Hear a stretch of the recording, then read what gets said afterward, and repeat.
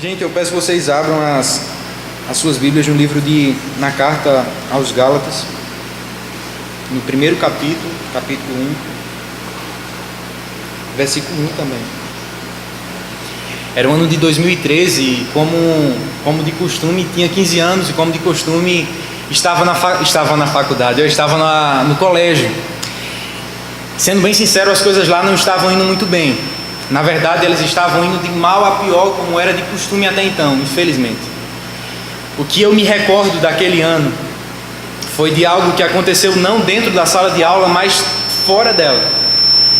Em um dos momentos que por mim era o que mais me marcou naquele ano foi o que aconteceu do lado de fora da sala de aula, em um dos momentos que eu mais aguardava, o intervalo. Aquele ano certamente seria marcante para a minha vida de estudante. Enquanto no intervalo eu escuto algo, era um xingamento contra mim mesmo. Mas como se não bastasse, logo mais eu escutei um segundo xingamento. E dessa vez não era contra a minha pessoa, mas era contra a pessoa que eu mais amo, a pessoa que eu mais me importo, a pessoa que eu mais gosto. Era contra a minha própria mãe.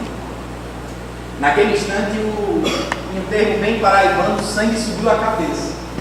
E eu fiquei com sangue quente. Naquele momento eu me vi diante,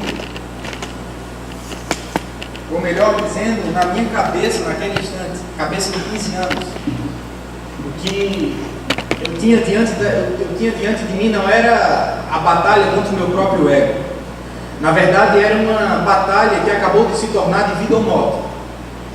Diante de mim estavam várias nações e elas cantavam e tocavam as suas trombetas no som de briga.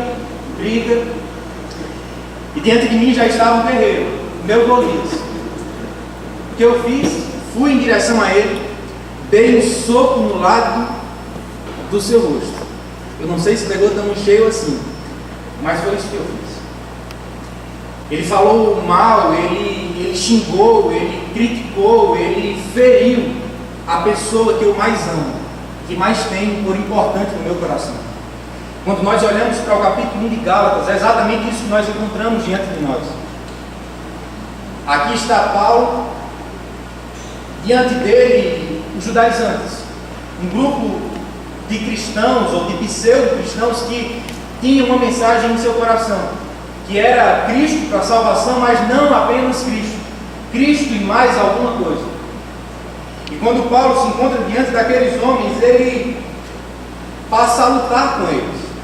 É isso que nós encontramos no primeiro capítulo do texto. E Paulo não luta em prol do seu próprio nome, não é o seu prestígio, não é a sua sabedoria, não é o nome de Paulo que está em questão. O que está em questão é a glória do Evangelho, é a beleza do Evangelho.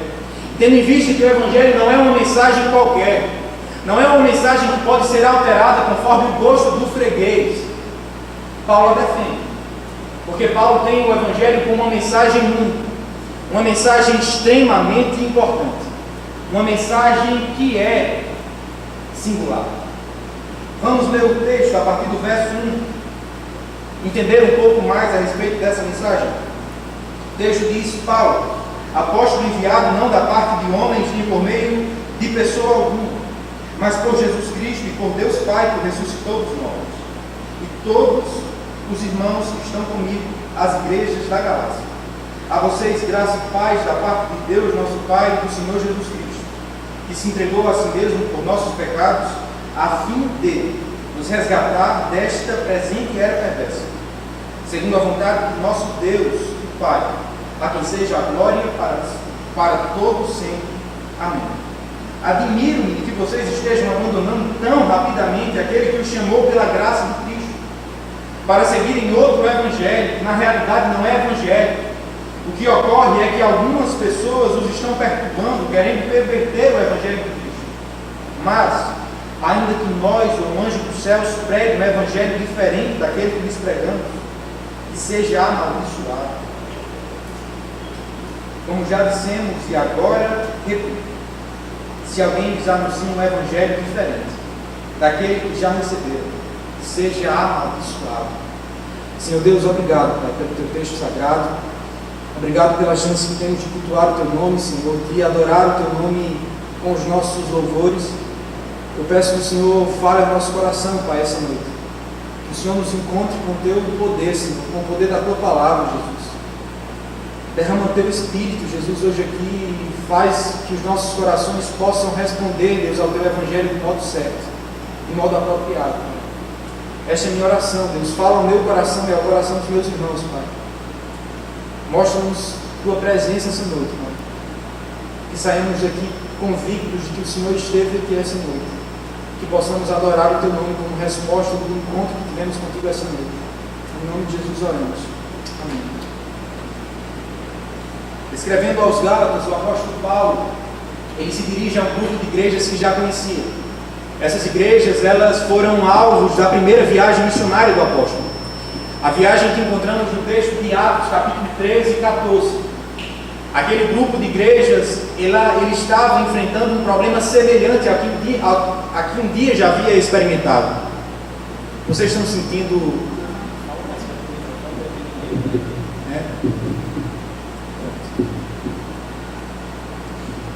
Quando Paulo se dirigiu àquele grupo de igrejas pela primeira vez, ele encontrou um problema que pode ser claramente manifesto na igreja de Cristo, em Atos 14.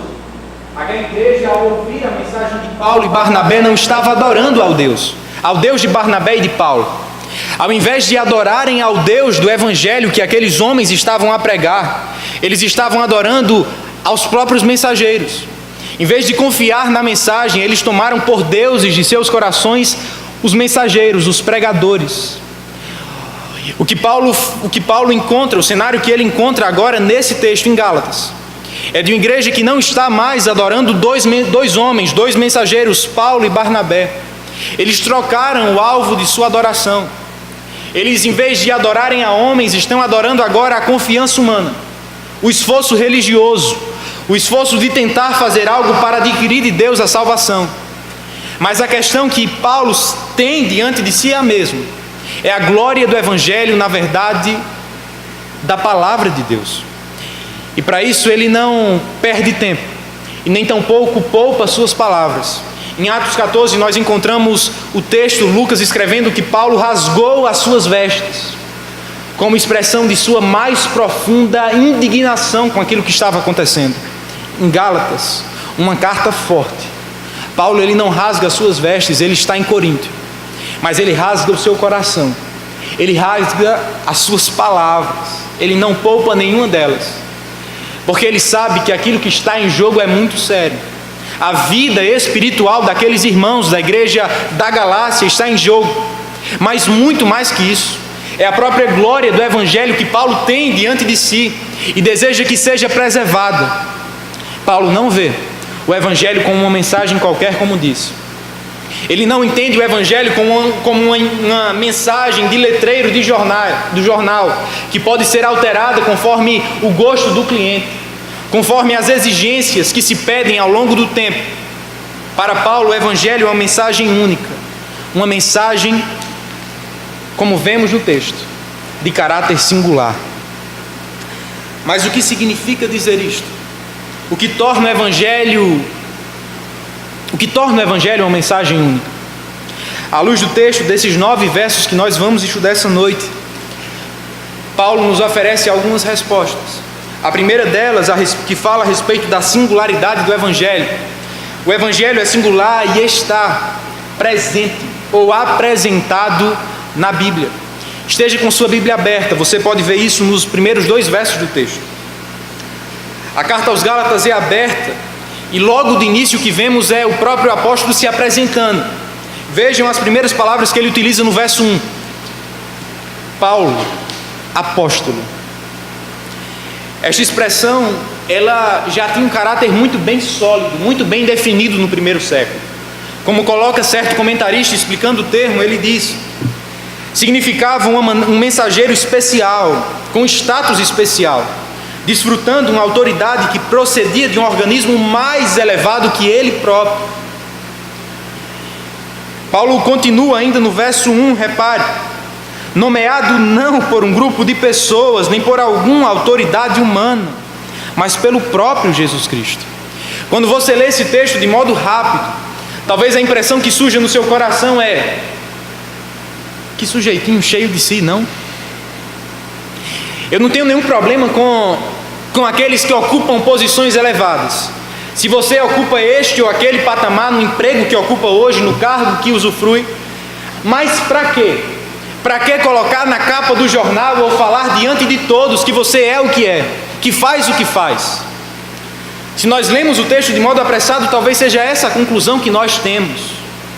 Mas não é este o motivo que Paulo tem no seu coração. Primeiramente, entendamos o que não é o apostolado. Ser apóstolo não é o mesmo que ter uma carta, um manual que dá autorização a você a explorar os fiéis da igreja.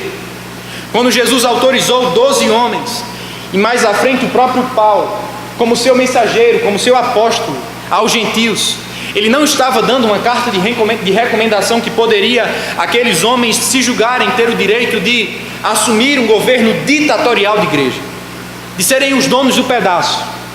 O apostolado não é isso. O que a Bíblia fala sobre apostolado é que aqueles 12 homens e Paulo, eles teriam e receberam de Deus o direito de escreverem escritura, de terem os seus ensinos como manual, como padrão, como caminho para a igreja. E a partir dos seus ensinos, nós devemos julgar o que é certo e o que é verdadeiro. São essas as marcas do apostolado e não qualquer outra que podemos ver em nossos dias. Então, quando Paulo ele começa a carta dizendo: Paulo, verso 1, apóstolo, nomeado não por um grupo de pessoas, nem por alguma autoridade humana, mas pelo próprio Cristo Jesus. Ele não faz motivado por um ego inflamado, nem tampouco por um coração cheio de vaidade pessoal. Paulo não se apresenta como um fanfarrão, cheio de vaidade no seu coração. O que Paulo faz, ou o que Paulo tem em vista, quando ele fala o que fala, é a glória do Evangelho. Aqueles judaizantes, e é importante que nós saibamos quem eram de fato esses homens, eles estavam dizendo o seguinte: Paulo não é apóstolo, é um farsante. E se Paulo não é apóstolo, logo o seu ensino não é correto, não vem de Deus. E se não vem de Deus, nós não temos nenhuma obrigação de segui-los, nem tampouco vocês, galeses. Quando aqueles homens eles atacam o apostolado de Paulo, eles agem como assaltantes. Eles atacam Paulo com o desejo de roubar a glória do Evangelho. Eles tentam diminuir a autoridade, diminuir quem era aquele homem, ou melhor dizendo, o seu ofício, com o fim de descredibilizar a sua mensagem, de tirar total crédito dela. Nós devemos entender o que está em jogo aqui mais uma vez. A Bíblia é composta de 66 livros. 13 deles, 13 daqueles que você encontra nessa pequena biblioteca, são deste homem. Foram inspirados por Deus através de Paulo, através dele foram colocados aqui. Quando aqueles judaizantes estavam dizendo: ele não é apóstolo, vocês não devem aceitá-lo como tal, eles estavam colocando em jogo a própria palavra de Deus que nos é revelada na Escritura. Eles estavam batalhando contra a própria glória e a própria fidelidade ao Evangelho.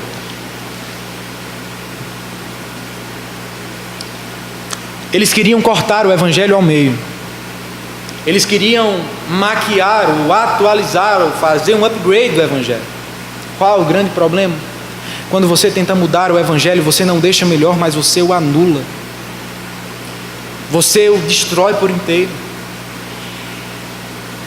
Quando eu olho para a situação destes homens, ou desta igreja, ou deste templo, eu me pergunto se não é exatamente neste cenário que nós também nos encontramos.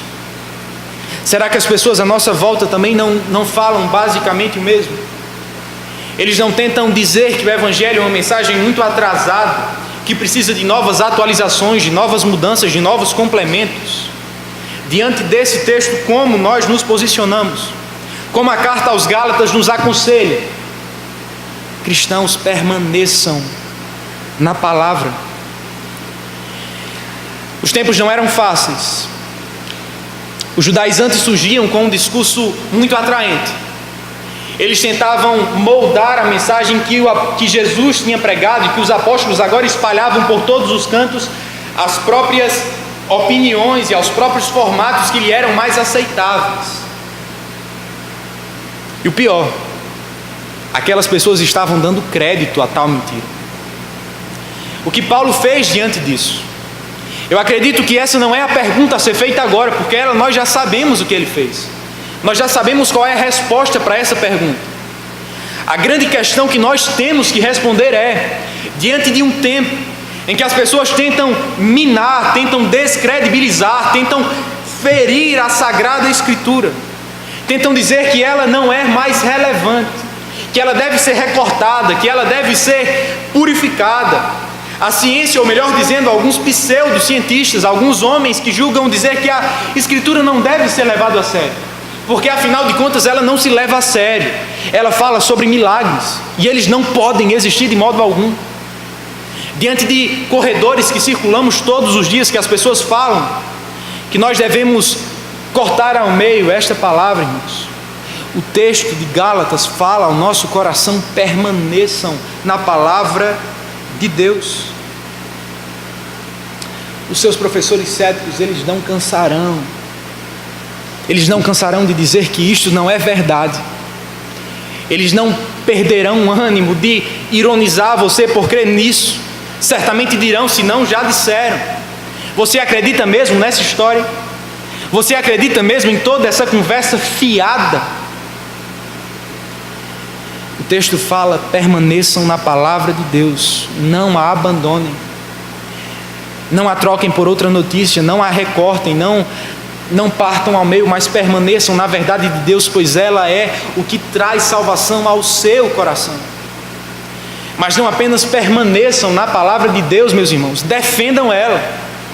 Defender não é o mesmo que ser ignorante, não é o mesmo que ser grosseiro, mas defender ainda assim é defender. Nós precisamos defender a mensagem que cremos. E como defendemos? Pregando.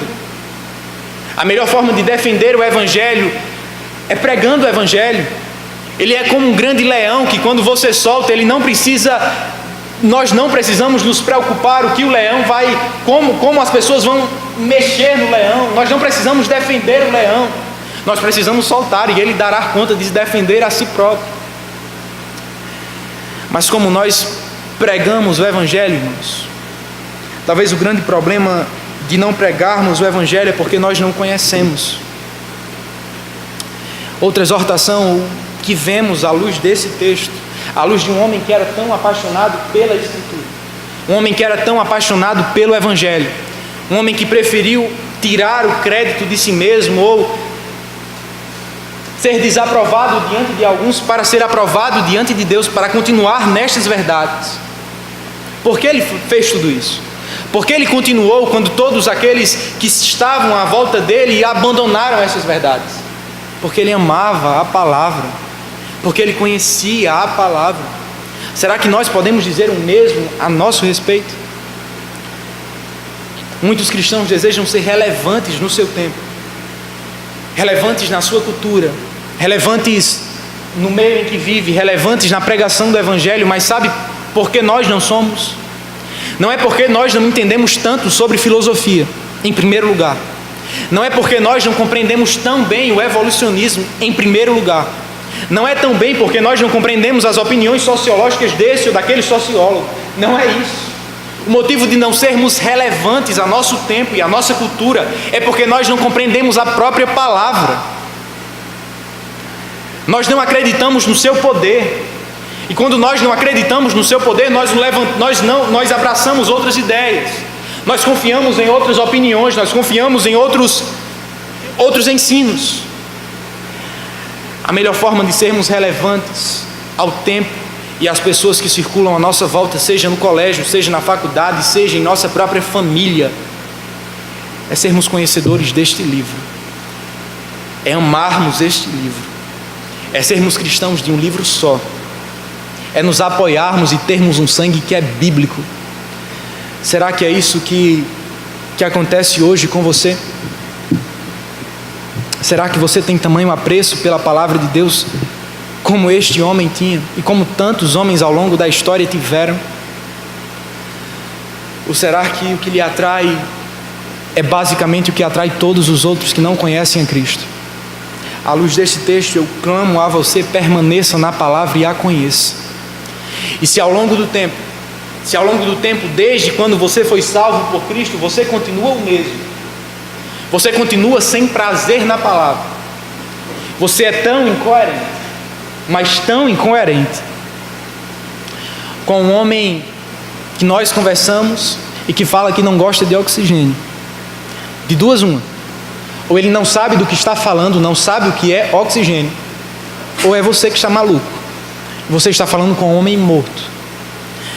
Julgue o seu próprio coração.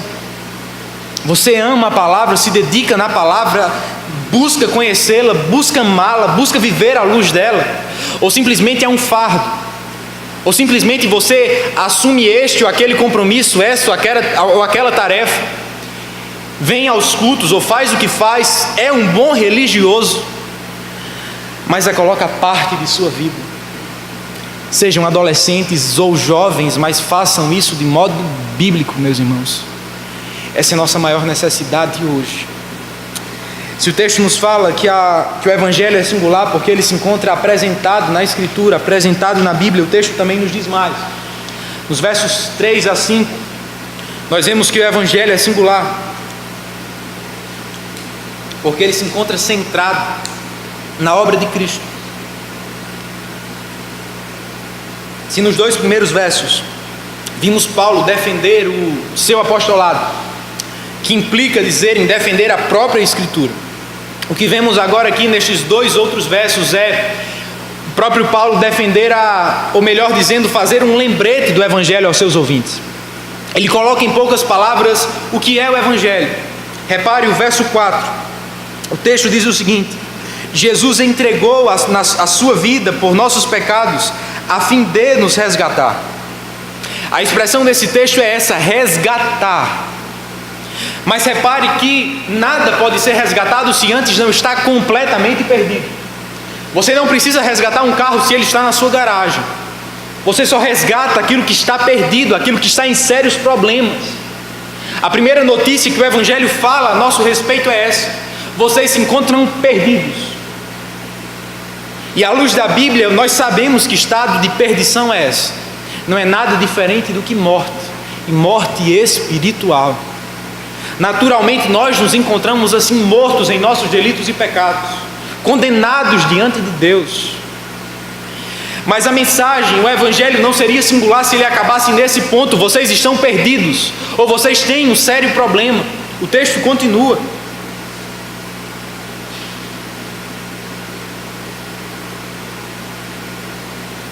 Jesus entregou sua vida por nossos pecados. Ele não apenas nos fala a respeito do nosso estado de perdição. O mesmo texto nos mostra a resposta de Deus em relação ao nosso estado. Ele não apenas apresenta você como um pecador em defeito e distante de Deus, mas ele mostra o que Deus fez para mudar eternamente o nosso estado. E o que ele fez? Ele não propôs uma lista de esforços para nos tirar de onde estávamos. Ele não deu um manual de regras.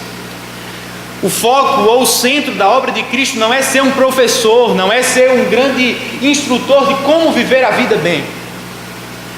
O foco da mensagem de Cristo, de sua obra, é esta. Verso 4, parte A: Jesus entregou sua vida por nossos pecados. O termo por, que você pode ler agora na sua Bíblia, tem o significado de em benefício de, ou no lugar de. É uma substituição, é uma troca, é uma bendita e gloriosa troca. E talvez você se pergunte será que esse termo se encontra apenas nas salas de tribunais ou na Bíblia? Não. Conforme Agir Fernando, ele se encontra no seu próprio sangue. Quando você leva um corte e acaba entrando algum tipo de sujeira neste corte, cria aquela casquinha, e quando você abre, o que tem lá? Pus. Vocês sabem o que é pus? Ele fala, são células brancas, cadáveres de células brancas que lutaram contra a infecção e morreram, para que vocês ou para que nós vivêssemos. Vocês entenderam? Ele conclui: a salvação substitutiva corre em nossas veias. Quando Cristo morreu em nosso lugar, foi exatamente isso que ele fez. Ele agiu como uma célula branca. Ele controlou a nossa infecção. Na verdade, ele morreu por ela. Ele morreu para que nós não morrêssemos eternamente.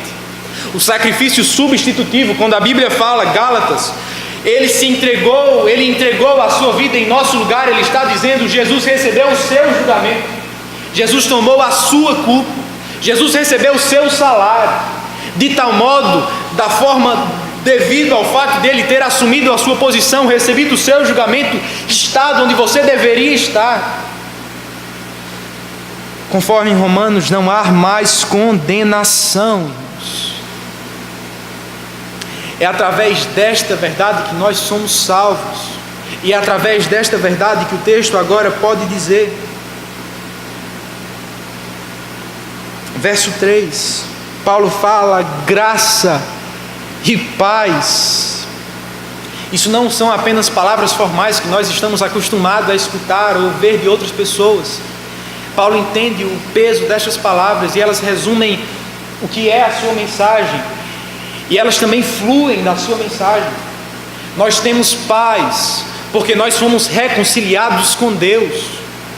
Nós temos paz diante de Deus porque nós fomos alvos do Evangelho. E o que é o Evangelho senão uma mensagem de graça? Nós não merecíamos, nós estávamos perdidos, nós estávamos mortos. Mas conforme diz o texto, verso 4, ele se entregou em nosso lugar. Ele se posicionou no nosso julgamento e agora vocês podem ter paz, porque pela graça de Deus nós fomos salvos. Não são palavras formais, são o próprio Evangelho, graça e paz. Mas continue o texto, verso 4.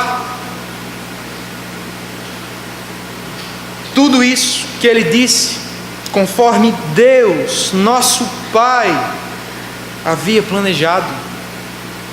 A obra da salvação, ela não consiste em planos humanos, não consiste em mim ou em você tentar buscar a Deus ou fazer algo para ser alvo dessa salvação, mas conforme diz o texto, foi o próprio Pai que a planejou. E diante de uma notícia tão bela assim, que não há contribuição minha ou sua, qual é a nossa reação? A única reação cabível é a reação que Paulo tem no verso 5. Olhe: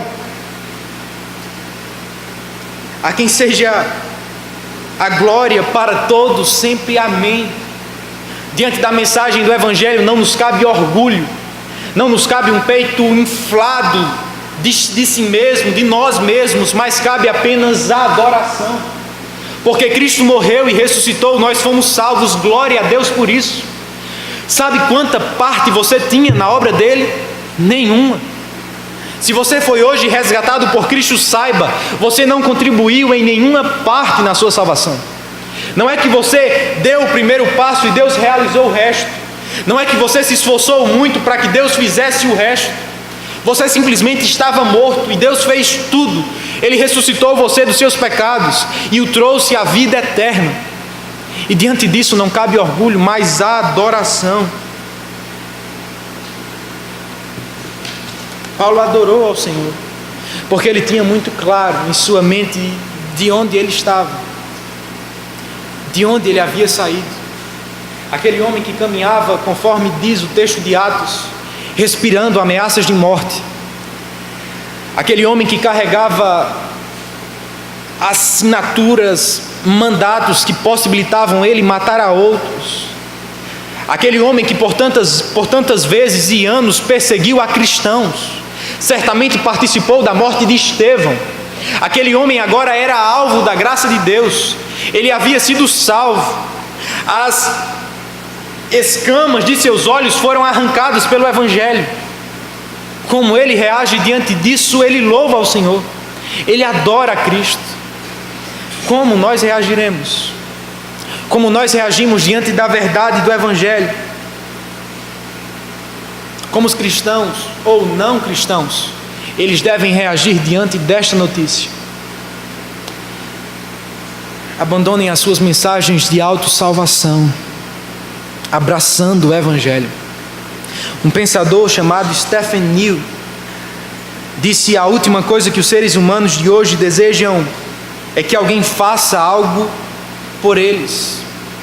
A grande verdade é que nós sim gostamos de ser independentes. Nós gostamos de ser os próprios salvadores de nossas vidas. E quando falo isso, não falo apenas do meio religioso.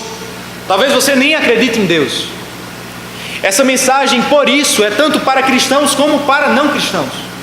De um lado, os não cristãos, eles tentam buscar a sua alegria. Eles tentam buscar a sua satisfação no dinheiro, no poder ou na fama, no prestígio, naquilo que os seus olhos podem ver, naquilo que suas mãos podem tocar e conseguir. Em outras palavras, eles buscam nestas coisas a satisfação de suas vidas. De outro lado, os religiosos tentam alcançar a salvação em relação a Deus, e por isso fazem muitas coisas. Se esforçam nesta ou naquela prática, vão à igreja durante este ou aquele tempo, leem a Bíblia, oram, mas tudo com uma única motivação: salvação própria. Tentar pelo próprio braço alcançar a salvação de Deus. Como o Evangelho responde tanto a cristãos ou não cristãos? Ele mostra que nada de bom que possamos ter de Deus pode ser conquistado por nossos braços. Nada que possamos receber de Deus pode ser alcançada pelos nossos esforços, pelos nossos méritos.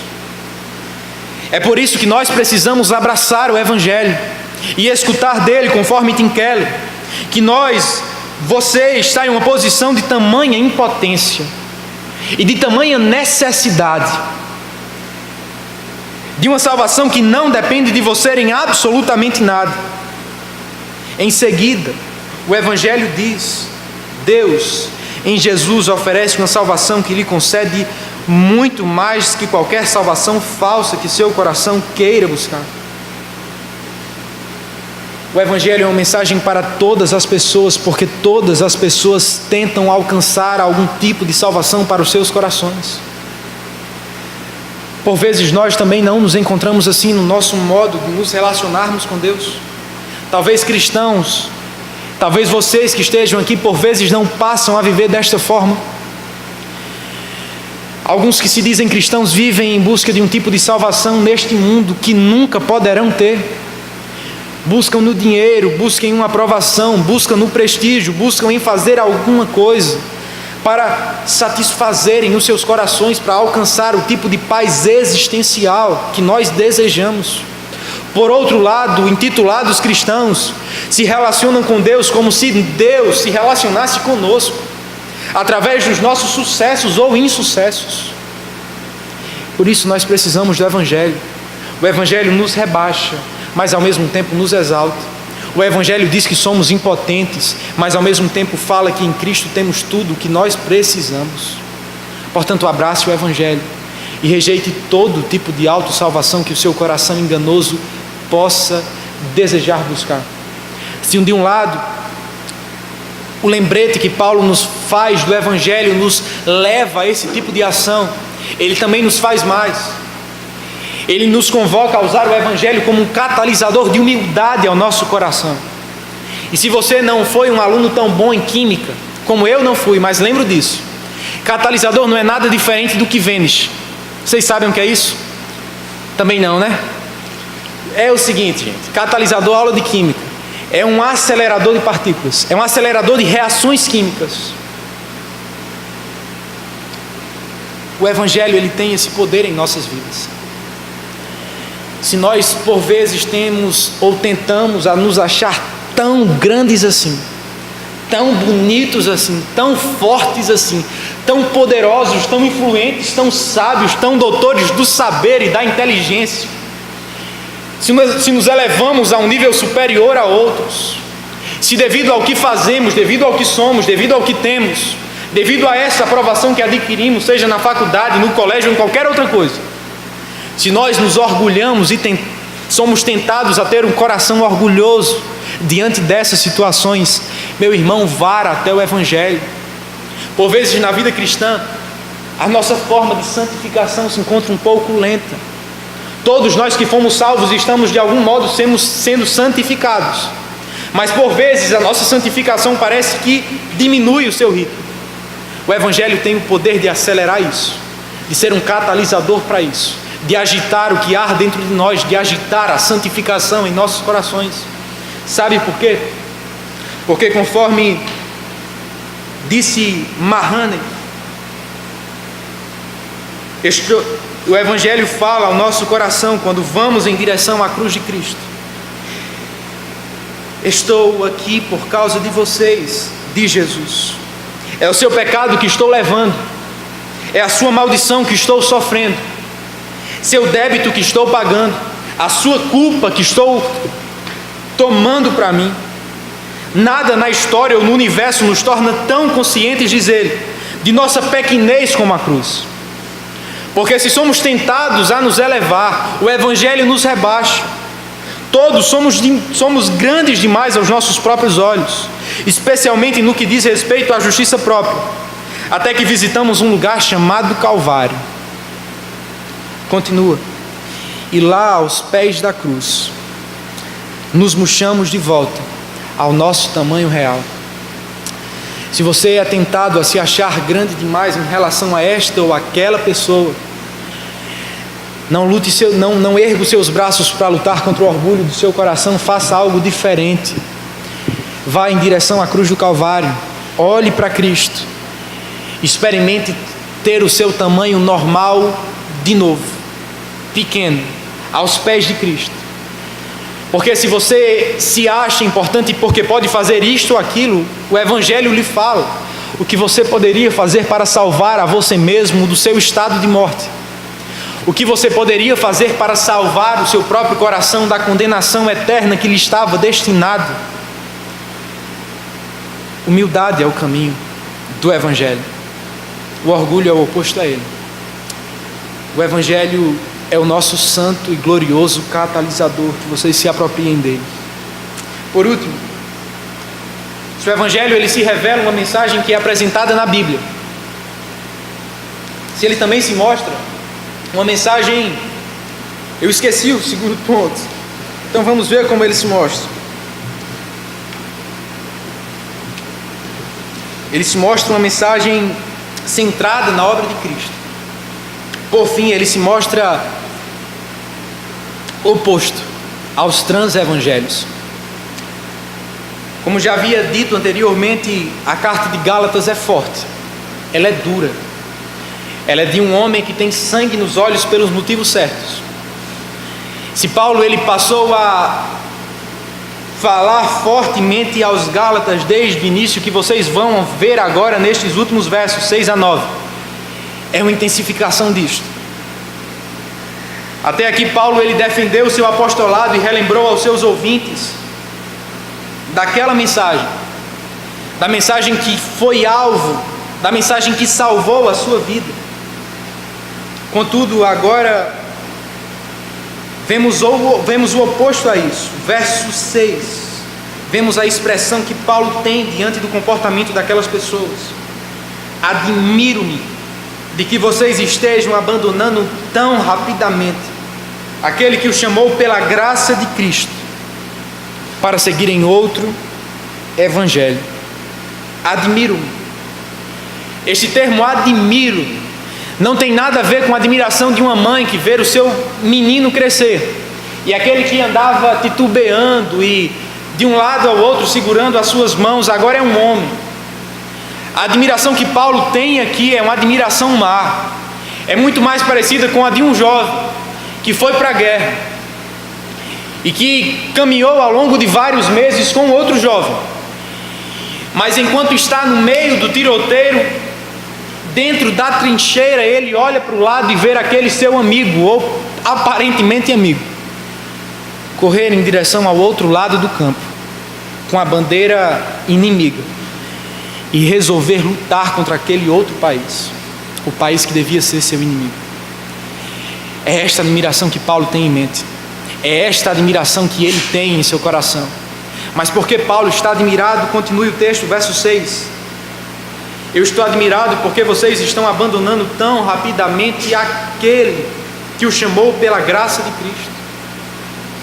O que eles estão abandonando? Que coisa é esta que aqueles gálatas, que aqueles galeses estão abandonando? Notem que o texto não fala, eles estão abandonando algo.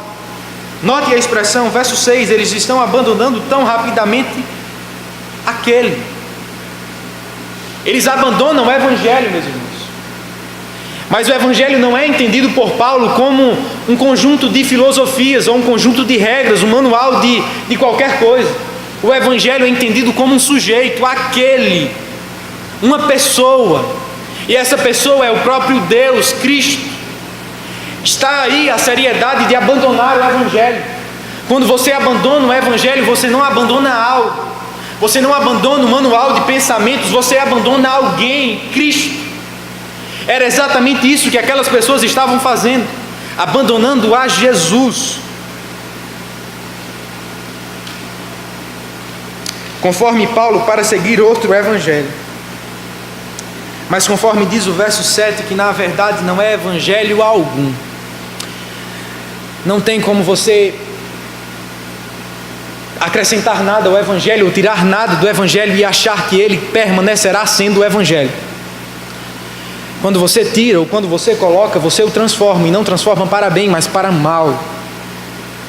Eles estavam crendo em uma falsa mensagem, uma mensagem que não se sustentava na glória de Deus, nem na salvação pela graça, mas uma mensagem que se centrava na salvação por nós mesmos, pelo próprio esforço humano, da salvação que vem de Deus. A mensagem ou falso evangelho que aqueles gálatas estavam abraçando era uma salvação que se centra em mim e nos meus esforços. Por isso é um falso evangelho. E esta é a ideia que tenho por dizer que o evangelho se opõe aos transevangelhos. A partícula trans significa aquilo que vai além de, ou para além de alguma coisa. A mensagem que aqueles cristãos estavam abraçando era exatamente isso. Eles não estavam se centrando no evangelho, mas estavam crendo em uma coisa que ia além dele, que além do evangelho, além da palavra, além das verdades que um dia eles conheceram. E Paulo continua falando sobre esse novo evangelho que eles estavam dizendo, como disse a vocês, verso 7, não são boas novas de maneira nenhuma. E acrescenta, falando agora a respeito dos falsos profetas, os falsos pregadores, esses distorcem deliberadamente as boas novas de Cristo. Talvez vocês se questionem, será que era para tanto? Será que acrescentar apenas algumas coisas era motivo de tanto assim? Conforme Paulo, sim. Conforme Paulo, sim. O evangelho deve ser mantido nele mesmo. E ele agora fala, ele conclui dizendo, verso 9: como já dissemos, agora repito, se alguém lhes anuncia um evangelho diferente daquele que já receberam, que seja amaldiçoado. Primeiramente ele fala que o evangelho não pode ser trocado, não pode ser acrescido de nada. E por fim ele lança uma maldição sobre os falsos pregadores. Que sejam amaldiçoados, que sejam anátemas ou malditos. Paulo não brinca, irmãos, quanto o assunto é evangelho. Ele não aceita nenhuma maquiação. Ele não aceita que o evangelho seja mudado, que a palavra de Deus seja alterada, porque ele entende o que está envolvido nisso. E se Paulo levou isso tão a sério, eu peço que vocês façam o mesmo essa noite. Certifiquem-se se o evangelho que vocês escutam aqui nesta igreja, ou na igreja de que fazem parte, é de fato a mensagem verdadeira. Certifiquem-se se elas possuem as marcas de um verdadeiro evangelho, de um genuíno evangelho. Que marcas são essas? Quais são os resultados que o evangelho, que a mensagem que vocês escutam produzem em seus corações? Ao final de um culto vocês saem de cabeça baixa, arrependidos, contritos por aquilo que fazem, por aquilo que são, pelas suas falhas, Ou vocês saem cantarolando? Quando é falado sobre pecado, vocês saem normal, ou melhor dizendo, não é falado sobre pecado. E a mensagem que é pregada, que é falada, apenas nos faz elevar a cabeça ainda mais e nos achar melhor do que somos. Se nós não escutamos uma mensagem que nos faz ver que somos piores do que achávamos ser, e ao mesmo tempo nos leva a amar e exaltar mais a Jesus Cristo, nós não estamos escutando o Evangelho verdadeiro. Estas são as marcas do verdadeiro Evangelho de Cristo Jesus. Mas talvez, Vinícius, eu sou daqui, você conhece quem prega o Evangelho para a gente. A gente tem uma igreja que prega a palavra de Deus, nós somos felizes por isso. Mas se são felizes por isso, cabe ainda mais outra pergunta: se vocês têm o Evangelho, por que Evangelho vocês vivem? Pelo Evangelho de fato, que é singular? Ou vocês estão vivendo pelo Evangelho que é o trans-Evangelho? Por outra mensagem, por outro conteúdo? O que firma as suas vidas? O que firma o seu relacionamento com Deus? Quando você está vivendo de modo santo, está buscando a Deus intensamente e ama ao Senhor, seu coração está explodindo de amor por Cristo, você vai tranquilo a Deus em oração e se dedica a Ele, e busca ao Senhor, porque sabe que agora os portões do céu estão abertos para o jovem santo da IPBR. Mas quando você peca, o seu coração se enche do sentimento de desespero e desprezo de Deus. E você acha que a única coisa que pode esperar a noite de Deus é um Deus distante, é um céu escuro, é um céu fechado. Aqueles irmãos, eles confiaram no Evangelho da Graça e foram salvos por ele, Atos 14.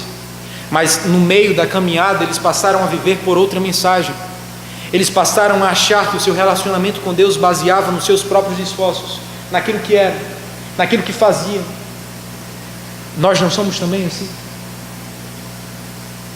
Não vivam por esses outros evangelhos que se centralizam na sua performance, na minha performance, mas creia e viva através do Evangelho que se baseia somente em Jesus Cristo. Sendo assim, nós podemos orar hoje confiantes. Se você é um pecador, como eu sei que é, se você falhou ao longo deste dia, como eu sei que falhou, não se distancie de Deus, não corra para longe dele, não fuja de Deus, porque os seus pecados são muito grandes, porque eles são muito sujos, porque você é um grande pecador. Ao contrário, lembre-se do Evangelho. Aquele que era limpo se fez sujo, aquele que era puro morreu por nós.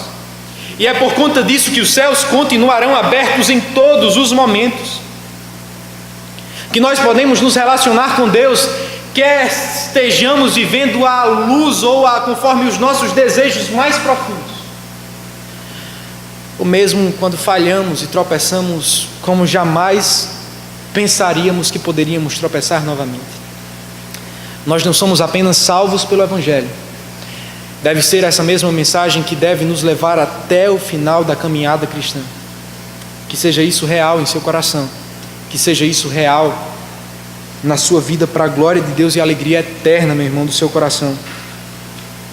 Vocês se lembram daquela história que falei? Não história, mas história mesmo, da briga. Quando eu escutei aquelas palavras, quando escutei aqueles xingamentos, quando escutei as trombetas que falavam brigar, brigar, eu não pensei duas vezes, eu dei pensando agora, não tão forte soco. E eu acho que nem pegou tão em cheio assim. Mas sabe o que me faz pensar nesse fato? Não é a minha força, porque ela não se alterou muito nesses 4 anos. O que me faz pensar de fato neste fato, é o que estava no meu coração naquele momento. Tinha muito pecado, ainda tem. Mas por outro lado, eu estava expressando o que eu mais amava, eu defendia aquela pessoa que eu mais amo. A parte do meu pecado foi essa outra motivação central dentro de mim. Será que o Evangelho não é mais precioso do que isto até? Minha mãe é singular para mim, mas o Evangelho é muito mais, irmãos.